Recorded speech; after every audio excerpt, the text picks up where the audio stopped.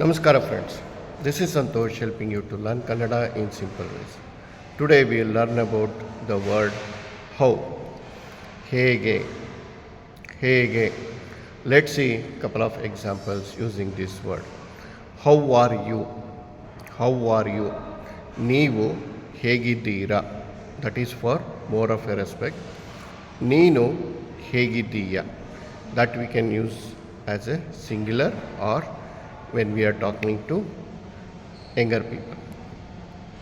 Second example, how to prepare rice.